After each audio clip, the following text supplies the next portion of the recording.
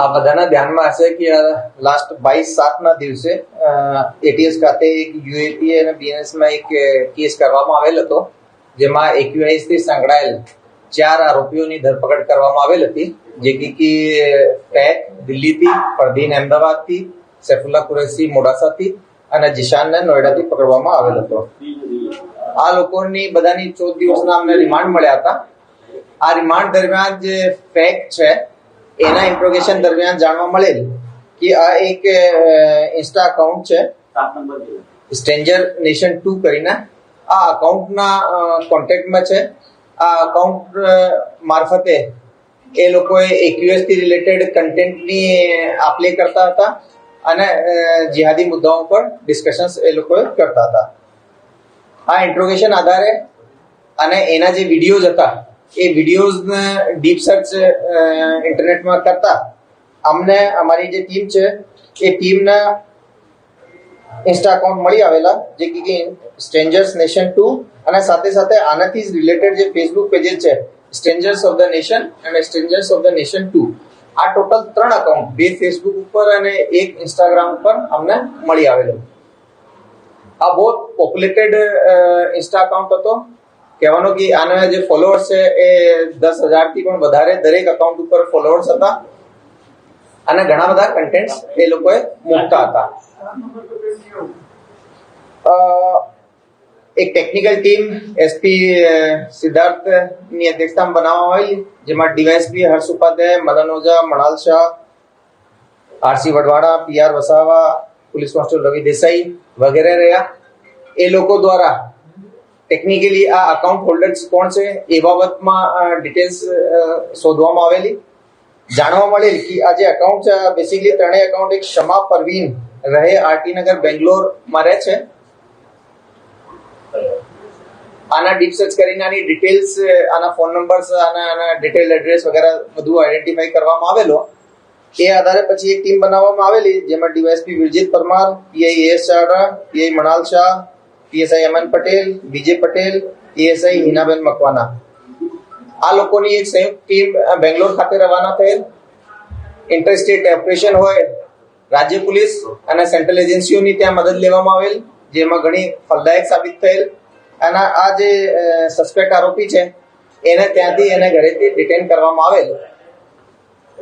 એના ફોન જે છે સસ્પેક્ટેડ ફોન એ ત્યાંથી સીઝ કરવામાં આવેલ અને એ પ્રાઇમા ફેસી જોતા આ ફોન નંબર્સમાં અને એના પ્રાઇમા ફેસી પૂછપરછ કરતા એ જાતે આ અકાઉન્ટ ચલાવે છે એ રીતની આ એના દ્વારા એનો સ્ટેટમેન્ટ લેવામાં આવેલો.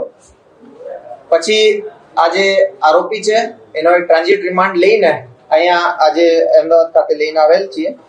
આનો જે ઇન્સ્ટા અકાઉન્ટ છે એના આગળ ચેક કરીએ તો અગેન એમાં અલ-કાયદા ઇન્ડિયન સબકોન્ટિનેન્ટલ લીડર મૌલાના આસિમ ઉમરના જે જિહાદી ભાષણો છે, જેમાં એ ગઝવાએ હિન્દ ડિક્લેર કરવાનો, હથિયારબંધ વિપ્લવ કરવાનો, ધાર્મિક આધારે હિંસા ફેલાવવાના, એન્ટી નેશનલ એક્ટિવિટી કરવાનો, આ બધા રિલેટેડ કન્ટેન્ટ આના દ્વારા મૂકવામાં આવેલ છે. આ સાથે સાથે અલ-કાયદાના જે ઇમામ અનવર ઓલાકીના જિહાદી પ્રવચનો પણ આના દ્વારા મોકલવામાં આવેલ છે. સાથે સાથે લાહોરની લાલ મસ્જિદના મૌલાના અબ્દુલ અઝીઝ નો બયાન પણ એ પોસ્ટ કરી છે, જેમાં કે ભારતમાં ધાર્મિક આધારે હિંસા ફેલાવીને દેશ વિરુદ્ધ કામગીરી કરવા માટે લોકોને એ લોકોએ ઉકસાવતા હતા. હાલ અમે એ લેડીને આજે અહીંયા લઈને આવ્યા છીએ. હવે હાલમાં એને કોર્ટમાં પ્રોડ્યુસ કરીને અમે આગળની કાર્યવાહી કરીશું. પાકિસ્તાન કનેક્શન કોઈ સામે મળી એ જે છે એને ત્યાંથી જ એના ઘરથી જ ડિટેન કરીને અમે લોકો અહીંયા ટ્રાન્ઝિટ વોરંટ ઉપર લઈને આવ્યા છીએ. પ્રાઇમા ફેસિયાનો ફોન ત્યાં જ અમે સીઝ કરી દીધા હતા, પરંતુ એની પૂછપરછમાં જાણવા મળેલ છે કે આ ઘણા બધા પાકિસ્તાની જે વોટ્સઅપ નંબર છે એની જોડે કોન્ટેક્ટમાં હતી.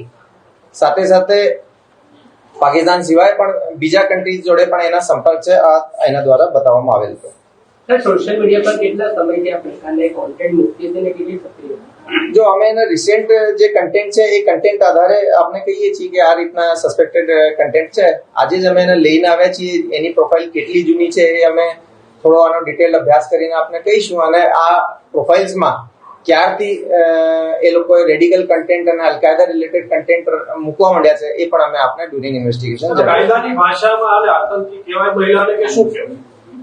જો આપણે યુએપીએ જે એક્ટ છે એમાં વિભિન્ન જે સેક્શન છે એમાં કોઈ પણ ઓર્ગેનાઇઝેશન હોય એના ટેરરિસ્ટ ઓર્ગેનાઇઝેશન તરીકે ડિક્લેર કરવાની એક પ્રક્રિયા છે.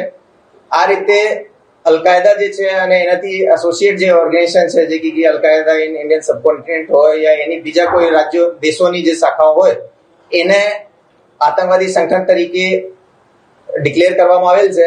એમાં ડાયરેક્ટલી જોડાયેલા, એમાં કોઈ એની મેમ્બરશિપ લીધી હોય, એના ફાઇનાન્સ કરતા હોય, એના જે મટીરિયલ છે એનો પ્રચાર પ્રસાર કરતા હોય, એ બધા લોકોને અમે એના AKIથી સંબંધ માનીએ છીએ.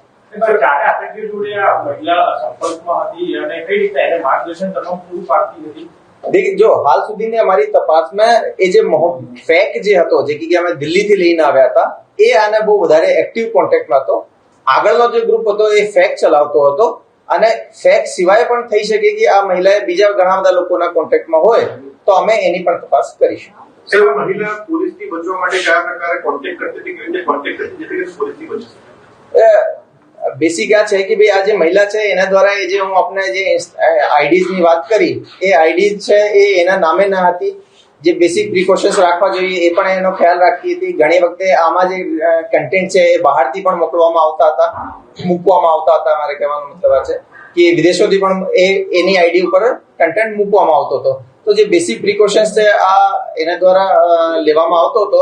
પણ તેમ છતાં જે ગુજરાત ATS ની ટેકનિકલ ટીમ છે જેમાં DSP અને SP નો માર્ગદર્શન છે એ ઘણી જ કેપેબલ છે. ટેકનિકલી આ લોકોએ જેટલા પણ એ લોકોએ આરોપીઓ આવા સોલ્યુશન વાપરતા હોય કાનૂનની નજરથી બચવા માટે એને પણ એ લોકોએ કોઈ ને કોઈ રીતે સોલ્યુશન કાઢીને જે રિયલ યુઝર છે એને આઈડેન્ટિફાઈ કરી લે છે. સર, તમારા ઘરેથી શું મોબાઈલ છે અન્ય અંદાજે શું મળી આવે? એના ઘરેથી મોબાઈલ સિવાય લેપટોપ વગેરે મળી આવેલ છે. એને અમે હાલ FSL મોકલવાની તજવીજ હાથ ધરી છે.